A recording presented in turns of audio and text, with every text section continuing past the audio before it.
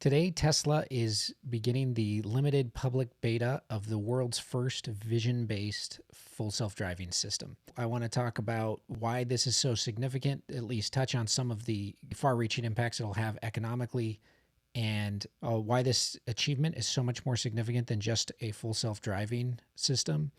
I shouldn't say just. In full self-driving will be staggering, but it's so much more than that. This will be so much more even than the staggering implications of full self-driving. It's so much more far-reaching than that. And also, I want to talk about why this is a very concerning, very interesting data protection issue, and it has implications for the 4 data protection bills that are currently in the United States Congress, and why we should be concerned about them. I'm so excited to be talking about this issue because this is an incredible day for human achievement. This FSD version 9 has been in development for years. For those who aren't tuned into the Tesla scene, let me just see if I can catch you up quickly.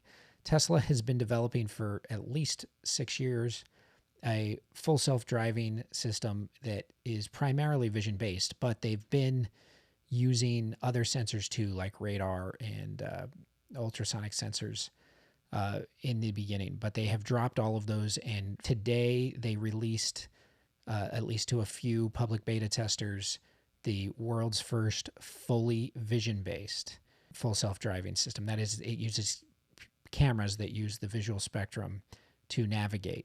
It does not use LiDAR or radar or any of these other sensors that are used by other companies. And that's the difference between this system and what you've probably seen or heard of, Waymo being probably the most prominent, that has cars that navigate by themselves. But that system is much more limited because it uses a bunch of other sensors. It has to have the area pre-mapped. It's just not something that is very scalable, and it doesn't really solve the problem in a general way. So Tesla's approach has been totally different. They put a full self-driving computer in every one of their cars, and their customers consent to let them take that data and use it to develop a full self-driving computer. So they've got 1 million cars on the road.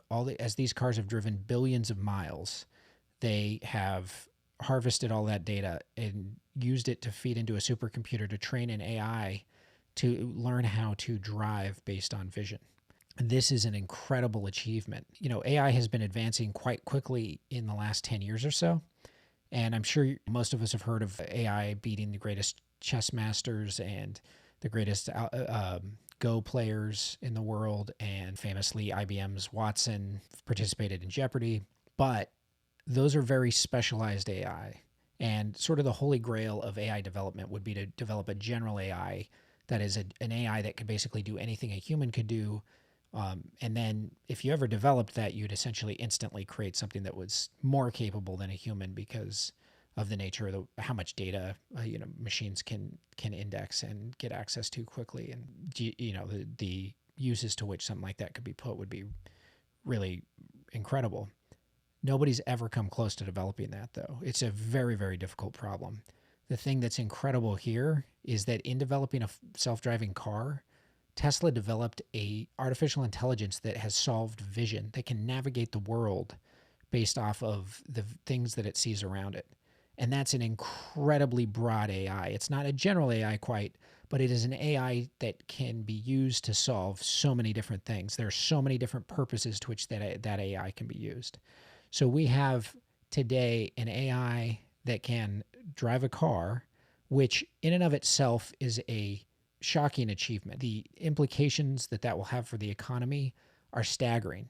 20% of the jobs in our economy are related to transportation, to moving people or things around. And the lion's share of that cost is in paying somebody to sit behind the wheel to drive a truck or a car. And this is going to eliminate that. And the implications are even greater than that because it's going to save a tremendous number of lives, which in and of itself is a great economic benefit. But also, if you have fewer accidents, then you waste less resources having fewer people going to the hospital with traumatic injuries from accidents. There's fewer lawyers needed to litigate the fallout from those accidents. So it has repercussions throughout the economy. Now, some people are hearing that thinking, wow, that's going to be the end of a lot of jobs. And that's totally true. That'll be a whole bunch of jobs are going to evaporate overnight. We need to, as a society, talk about what should be done about that because it's an important issue. But let's not let's set that aside for the moment because we certainly don't want to stop progress. And this is progress. This is a huge, huge step forward for humankind to be witnessing this step into the future where cars will be able to drive themselves very soon. This is a huge step. It's so material. It's not just like, oh, well, this is a neat party trick. This will, over the next several months, you'll see videos and articles about this progress, and it will not be more than a year or two before you will see cars driving themselves. It's just amazing. But putting that aside, this achievement is so much more than that because vision-based AI that Tesla has developed was developed by taking data from a million or so of their customers, and it will continue to grow. They're selling many more cars, and all of them are being added to the fleet. So they've got data, billions and billions of miles of data from more than a million. It'll be soon be 2 million customers who've consented to let that data be used to train a computer so that Tesla can develop an AI that can drive itself, that can drive a vehicle. That's amazing. But because Tesla used this vision approach and ended up developing an AI that solved vision, they now have on their hands an AI that is so powerful it can be put to so many uses that those uses combined dwarf even the incredibly important transportation use. So the question becomes, to what extent do they need consent from their customers to use that data to train an AI that is going to do something other than full self-driving? The implications of this question are staggering. Now, I'll explain why I think for Tesla it's going to get resolved here fairly easily. But the question itself is not going to go away.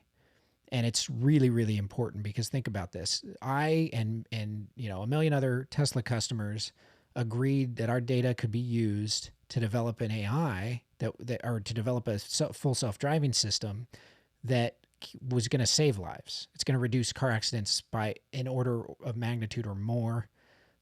It's going to mean less injuries and less death, and that's just a wonderful outcome for everyone. So we all are totally on board with that, and we would certainly not want that to be impaired. However, a system almost exactly like this one that Tesla has now developed with relatively trivial modifications could be used by a defense contractor or the military or a police force in connection with a weapon system that would be used to kill people. And that's exactly the opposite of the result that we were looking for when we agreed to contribute our data to this project. Now, I want to be clear. I don't think Tesla has any plans on using it for that or developing anything that way.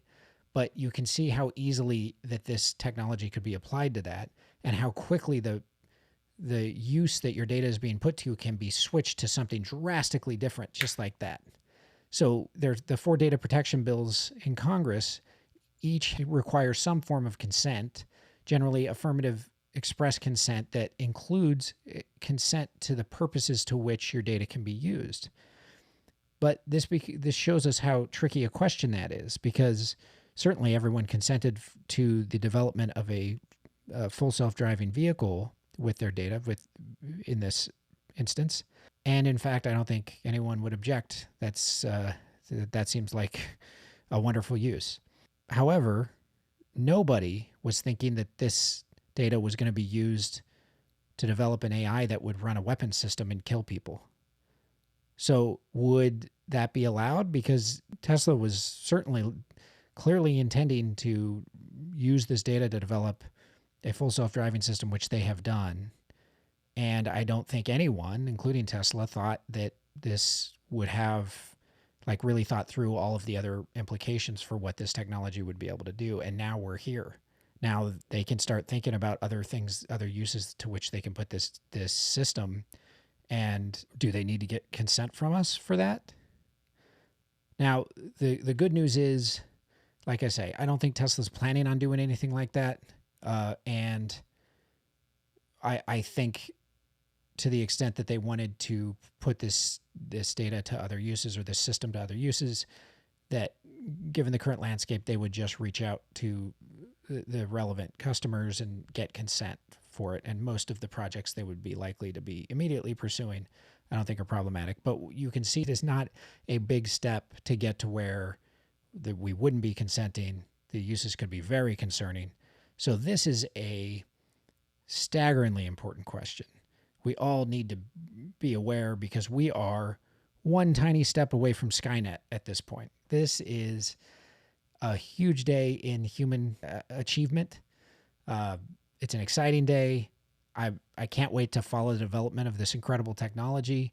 Let's all be excited about it, but let's also realize that we need to be hyper aware of what's going on with our data, and let this be a lesson to us about how powerful data is, because this is the thing that will define the course of human history over the next few decades. So thanks so much for watching. I hope you're excited. I'm excited, but let's keep our eyes on this. Talk to you in the next one.